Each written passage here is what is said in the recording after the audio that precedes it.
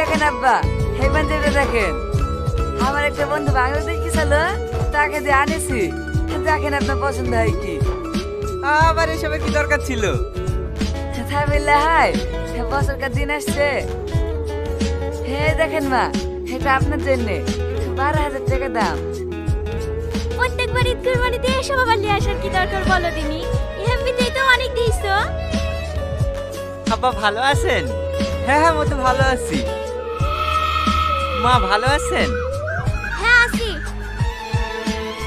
সময় পাই না। ব্যাগে কি আছে বাপ? এই দেখেন আব্বা, পেঁয়াজের রসুন, কুরবানির মাংস রান্না করতে লাগবে তো, তাই দিতে আসনু। মা, আপনাদের কি অভাব পড়ে গেল নাকি যে বড় জামাইয়ের কাছ থেকে পেঁয়াজ রসুন নিতে হয়েছে? আমাকে একবার বললেই পারতেন, একটু একটু লোড করে পাঠিয়ে দিতাম। আরে না না মধু, আমরা কেন বলতে যাব? আমাদেরই তো ঘরে পেঁয়াজ রসুন পড়ছে। যাও যাও টনি, তুমি পেঁয়াজ রসুন ঘুরে নিয়ে যাও। উঠে যাবে শুনে ভালোবেসে নিয়ে এসছে। এইভাবে অপমান করো না তো, নাহলে ঘরে রেখে দাও। তুমি বেশি কথা বলবে না। চুপ। কি হলো টনি, দাঁড়িয়ে থাকলি যে? যাও যাও নিয়ে যাও। আমাদের কাছে থাকলে ফালতু ফালতু পচি ঘরটায় গ্যাস করবি। তা কেন তুমি নিয়ে যাও বাসা, তোমার তো খাওয়াবে।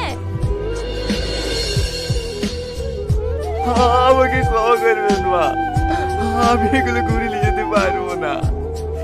আমার মাথার ঘাম পায়ে মিলে কষ্ট করে ফসলগুলো আপনাদের জন্য অনেক ভালোবাসে নিয়ে এসেছিলাম। আপনাদের যদি ভালো না লাগে তাহলে ফেলে দিয়ে